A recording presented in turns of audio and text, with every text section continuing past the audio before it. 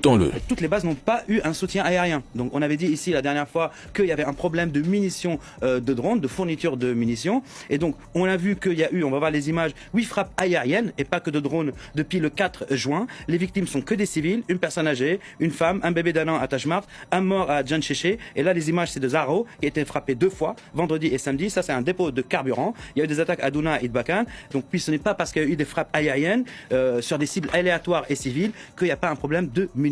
Sinon, encore une fois, pourquoi toutes ces bases qui ont été attaquées par les djihadistes n'ont pas eu un soutien aérien? Cette politique de drone, sauf qu'on voit par exemple dernièrement, il y a moins de frappes de drones. Pourquoi? Parce qu'il y a un manque de munitions. Et pourquoi il y a un manque de munitions? Parce que les facteurs ne sont pas payés à temps par Bamako. Il répond à un gouvernement qui ne lui a jamais répondu, sauf en bombardant un dépôt de carburant et des terreaux. Alors, pourquoi se justifie-t-il? Il a affirmé que le Mali n'a plus de munitions, que les FAMA ne peuvent plus tirer, bombarder ou attaquer les groupes terreaux et que c'est pour cette raison que l'armée n'utilise plus de drones en zone de conflit car, selon lui, la Turquie refuserait de livrer des munitions à cause de la dette malienne. Mais ironie du sort, le même jour, un drone malien a ciblé des groupes terreaux et un dépôt de carburant. Et là, dans un revirement complet, il déclare dans la même phrase, oui, les drones ont détruit des dépôts de carburant, mais ils ont aussi éliminé les civils. Et il ajoute que les FAMA ciblent de façon aléatoire, sans certitude sur l'identité et la nature des cibles. Donc, pour lui, des regroupements de terreaux ou des pick-up remplis d'hommes armés sont en réalité des civils. Et pour couronner le tout, il dit, ce n'est pas parce que des drones ont attaqué que l'armée malienne a des munitions. À la fin, il faut te décider.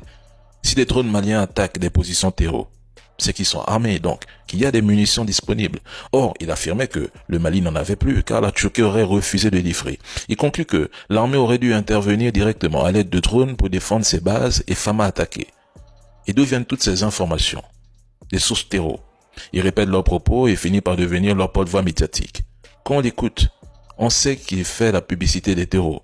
Il ne parle jamais des victoires de l'armée malienne ou alors pour les dénigrer comme ce fut le cas pour la reconquête de Kidal.